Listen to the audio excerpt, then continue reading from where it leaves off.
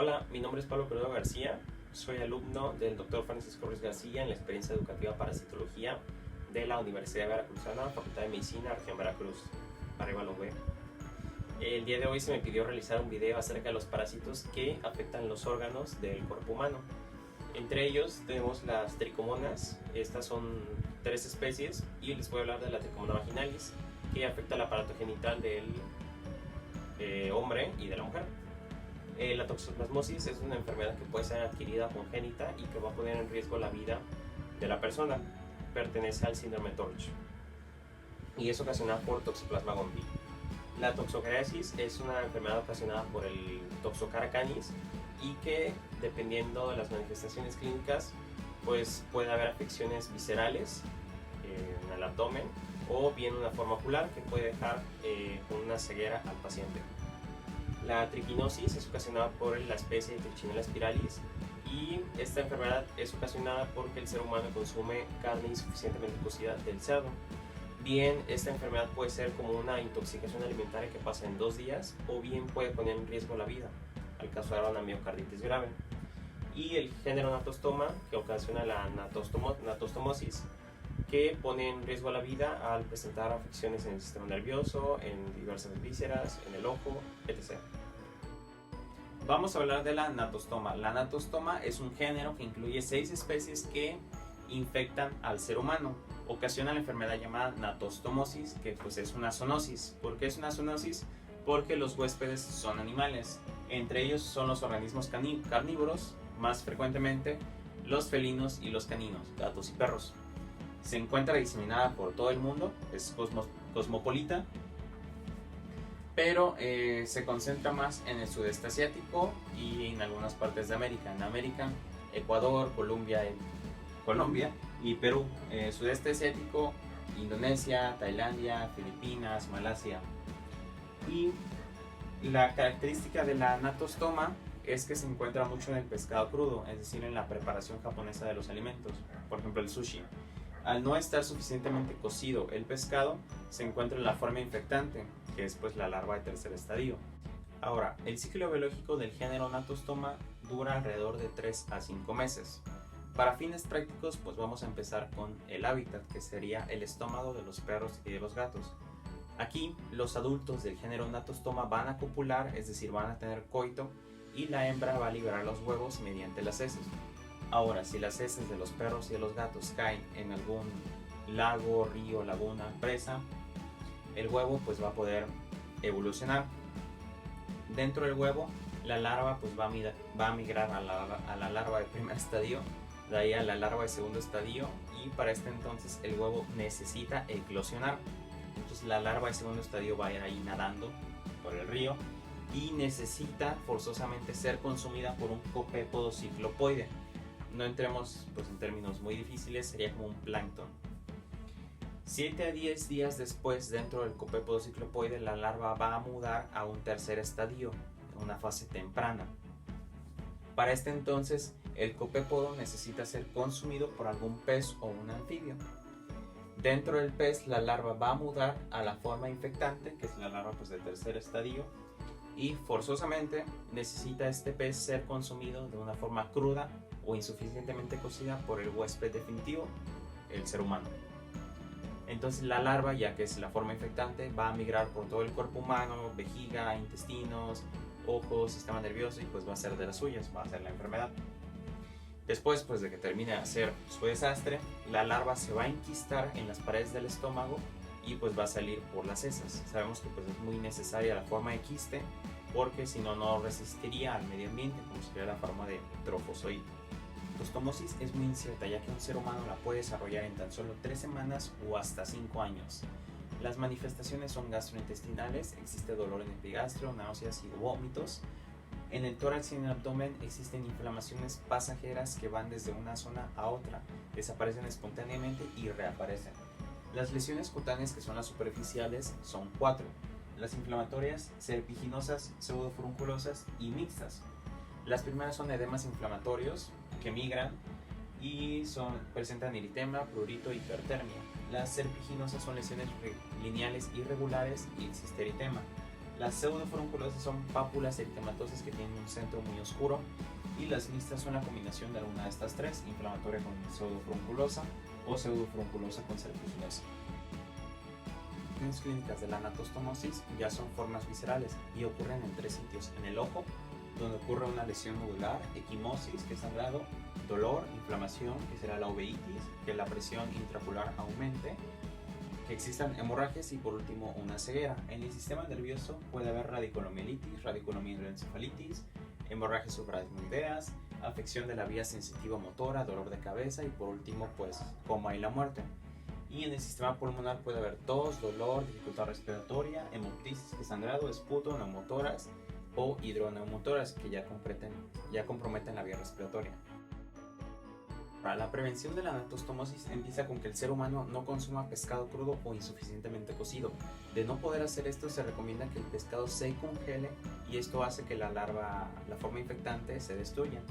Ahora, los perros y los gatos, al actuar en el ciclo biológico, es importante que tampoco consuman pescado crudo que viene pues de lagos, ríos, presas. El tratamiento consiste en dos medicamentos, cualquiera, albendazol o ivermectina. Estos se van a aplicar en la misma dosis. Tenemos la dosis de adultos y la dosis pediátrica. La dosis de adultos consta de 10 miligramos por kilogramo por 20 días y la pediátrica de 0.2 miligramos por kilogramo por 20 días. El siguiente parásito es Toxocara canis. Toxocara canis desarrolla la enfermedad de toxocariasis, que es una infección por el mintos. Este también se le conoce como una lombriz, que sería un nemátodo.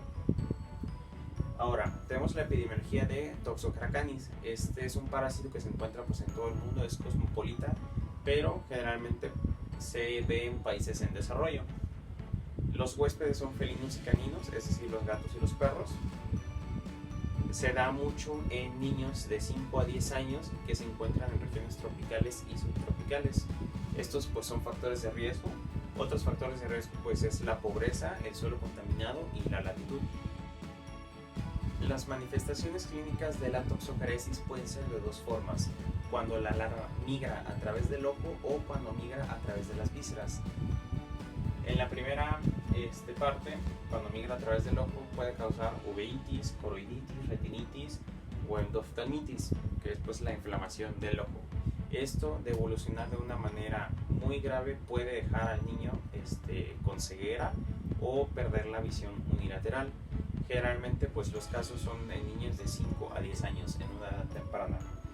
Cuando la larva no ataca al ojo, ataca las vísceras del abdomen, las que son huecas, y pues los órganos sólidos. El cuadro clínico está compuesto por fiebres, náuseas, dolores abdominales, eosinofilia, que pues es el aumento de nuestras células de defensa, hepatosplenomegalia, comprometiendo pues al hígado, broncoespasmos, sibilancias. También puede comprometer el sistema nervioso, causando encefalopatía, convulsiones, meningoencefalitis, en fin, pues, muchas afecciones, incluso convulsiones. El tratamiento, al igual que pues, muchas parasitosis, es albendazol, 10 miligramos por kilogramo cada 12 horas, es decir, 2 veces al día por 5 días. Otro parásito que no podemos olvidar es Trichinella spiralis. Trichinella spiralis es una especie que pertenece al género Trichinella. Este género se subdivide dependiendo de las zonas geográficas donde éste se encuentra. Trichinella spiralis causa la parasitosis triquinosis en el ser humano cuando éste consume carne cruda, y pues el principal mecanismo de infección es que los tejidos de ciertos mamíferos como el cerdo pues están parasitados. En primer punto tenemos la epidemiología. Nos dice que la ubicación geográfica de Trichinella spiralis es en Europa Central, existen muchos brotes en Asia, se da mucho en Estados Unidos, y un lugar donde no es común encontrarla es en Israel, ya que pues en este lugar no consumen carne de cerdo. Recientemente en el Hospital General de la Ciudad de México se hizo un estudio donde el 5% de las personas a las que se le hacía una autopsia estaban parasitadas con Trichinella spiralis. Esto concluyó que el 5% de la población pues, de la Ciudad de México pues, estaba parasitada. Los huéspedes primordiales que alojan Trichinella spiralis son roedores de campo, zorros, osos, focas y el principal, el cerdo, que es de donde se va a infectar el ser humano. La triquinosis en nuestro país es común encontrarla en todos los estados, pero más en 15. Estos son Veracruz, Querétaro, Hidalgo, Estado de México, Ciudad de México, Durango, Sonora, Chihuahua, Nuevo León, Aguascalientes, Guerrero, Guanajuato, Zacatecas, Michoacán y Jalisco. En la prevención pues va muy de la mano con la epidemiología y nos dice que la profilaxis, es decir, evitar que nos parasitemos por Trichinella spiralis, es cocer la carne de cerdo. Otra de las maneras de prevenir esta parasitosis es criar los cerdos de una forma ideal, que exista inspección sanitaria, evitarlos que convivan con roedores y no alimentarlos con comida cruda o insuficientemente cocida, ya que pues puede estar parasitada con Trichinella spiralis, lo que aumentaría, no detendría el ciclo biológico. El biológico de Trichinella spiralis debemos empezar con el cerdo. El cerdo debe parasitarse al consumir pues un huésped, en especial pues la rata de campo, y pues esta rata debe estar parasitada. Las larvas dentro del cerdo pues van a migrar por todos los tejidos, en especial los que tienen mayor movimiento. Para este entonces, y para que el ciclo biológico continúe, el ser humano debe sacrificar al cerdo y pues comérselo insuficientemente cocido o crudo. Después las larvas van a evolucionar en el ser humano hasta adultos, donde van a copular en la submucosa intestinal y el macho va a ser liberado por las heces y va a morir enseguida, al contrario de la hembra, que permanece más tiempo en los intestinos hasta parir. De ahí estas larvas que nacen van a migrar por los vasos mesentéricos y se van a establecer en los músculos de mayor movimiento, como por ejemplo el diafragma, bíceps, tríceps y los glúteos. En estos sitios el parásito va a rodearse de una cápsula fibrosa para pues evadir el sistema inmune y que sobreviva por más tiempo, y va a desarrollar el proceso de angiogénesis, que es agarrar capilares permeables para pues completar su metabolismo, que sirva como fuente de energía y que todos los desechos que pues ya no utilice se puedan excretar. Ahora, ¿qué pasa cuando el ser humano está parasitado por Trichinella spiralis? Va a cursar con alguno de estos dos cuadros.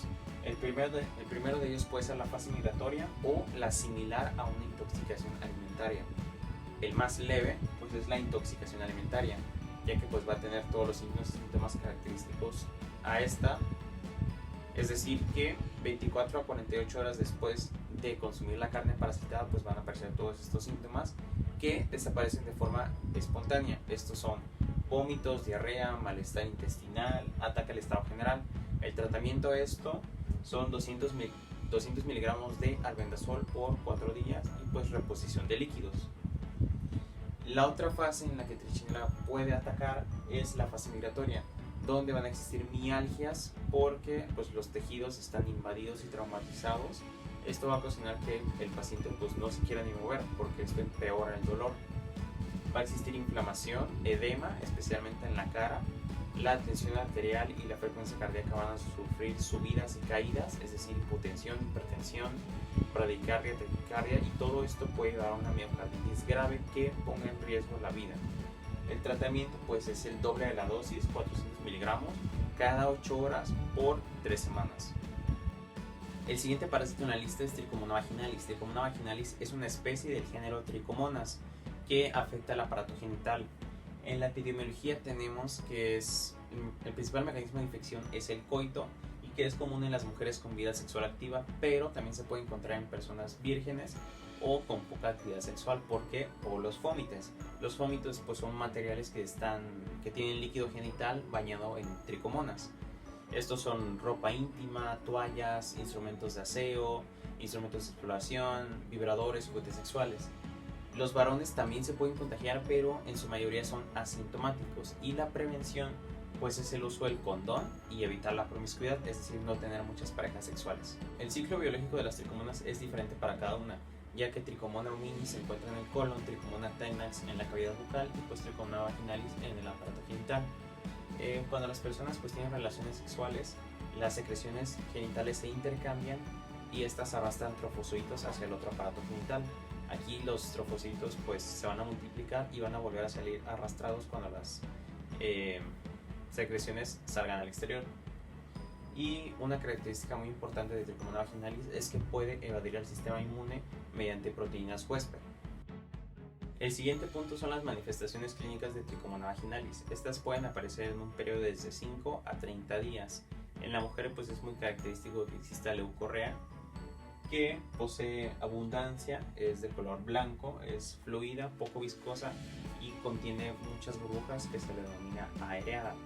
Cuando esta leucorrea experimenta purulencia, experimenta una característica lechosa, fétida, se dice que pues ya hay una infección bacteriana agregada.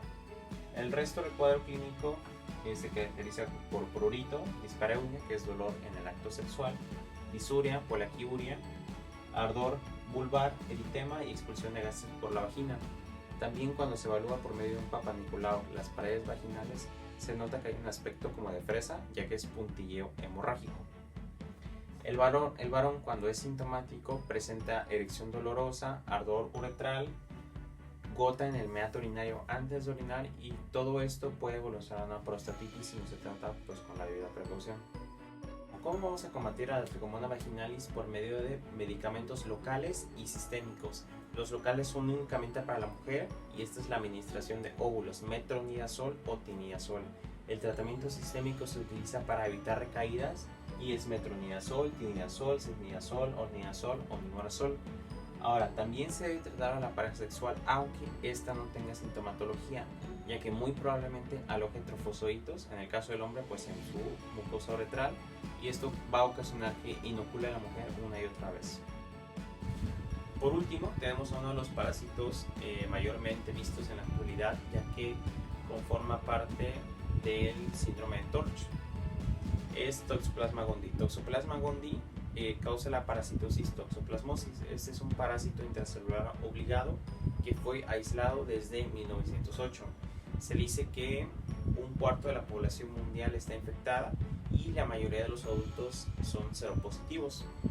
Toxoplasma gondii causa enfermedad antes del nacimiento y durante la vida, generalmente en pacientes inmunocomprometidos. Este pues es un factor de riesgo.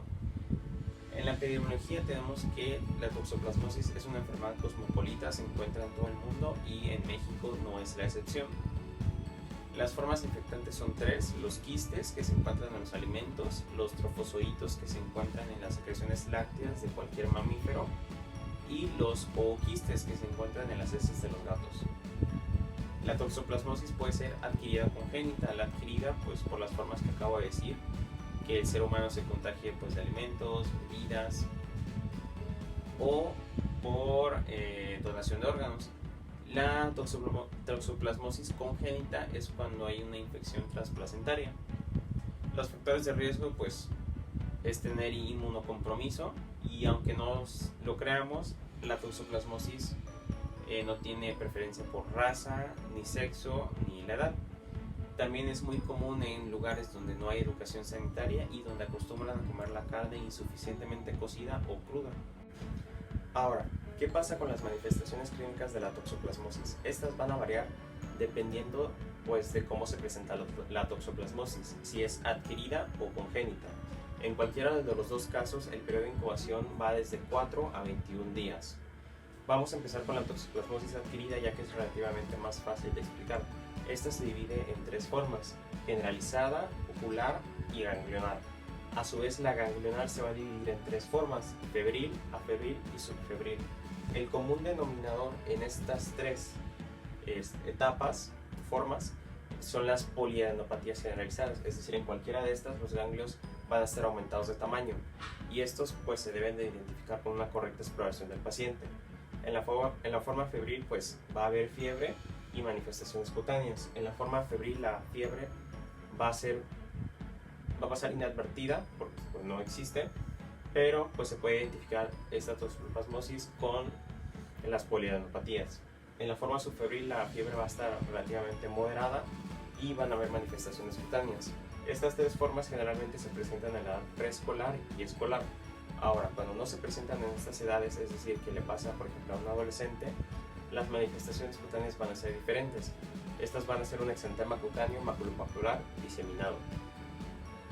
Ahora, la toxoplasmosis adquirida ocular, esta generalmente le ocurre al paciente que es inmunocompetente, es decir, que tiene un sistema inmune funcionando adecuadamente. Las características son coroiditis, uveitis y retinitis. Ahora, si estas no se curan adecuadamente o evolucionan de una manera muy rápida, pueden llevar a necrosis y que el paciente pueda perder la visión unilateral o bilateral. La forma toxoplasmosis adquirida generalizada, esta generalmente se ve en el paciente con VIH, y la forma generalizada pues puede atacar a cualquier órgano. En el paciente con VIH se ve que ataca más al sistema pulmonar y al sistema nervioso central. Por lo tanto, se tiene que hacer un diagnóstico diferencial con tuberculosis y criptococosis. Antes de explicar la toxoplasmosis congénita, deben de tener en cuenta 3 factores. El primero de ellos es que mientras más pequeño sea el producto, menos probabilidades tiene de sobrevivir. La segunda es que las manifestaciones clínicas van a variar dependiendo de en qué momento la madre se infecte por Toxoplasma gondii. Si es antes del embarazo, durante el embarazo, en qué momento, último trimestre, primero, segundo. Y el tercero es que las manifestaciones clínicas son como una cadena.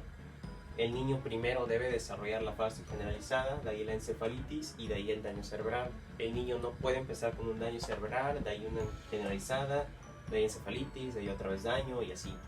No.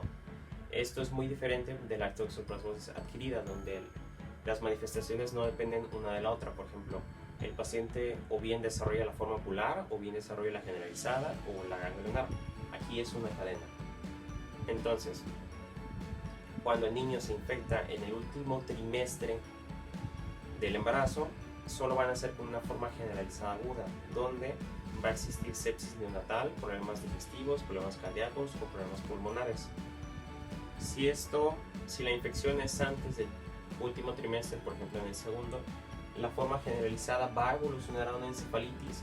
¿Por qué? Porque Toxoplasma gondii tiene una predilección por el sistema nervioso central. Entonces el niño puede nacer con una encefalitis aguda. Ahora, si la infección ocurre en el primer trimestre, es muy probable que el producto no sobreviva porque tiene muchos daños que son incompatibles con la vida. Incluso puede haber causa de aborto. Entre estos daños pues son convulsiones, coloboma, estrabismo, parálisis, en fin. Si el niño llegase a sobrevivir, va a poder existir microcefalia o incluso anencefalia.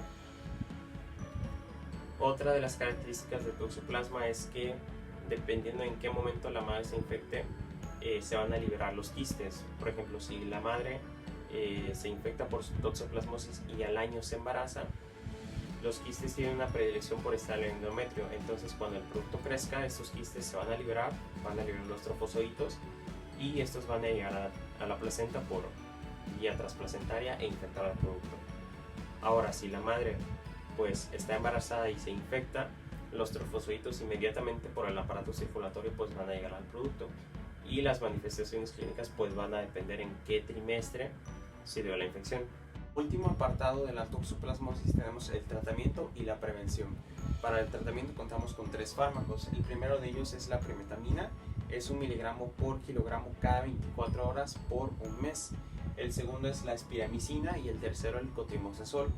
El cotrimoxazol pues es el trimetoprim con sulfamethoxazol. La espiramicina se utiliza cuando la paciente está embarazada, ya que no se le puede dar la primetamina. Como prevención tenemos el lavado de manos antes de interactuar con los alimentos, y pues esto es una educación sanitaria. El control felino, es decir, controlar a los gatos ya que pues, son huéspedes. Y estudios sanguíneos antes de donar sangre o hacer transfusiones de órganos.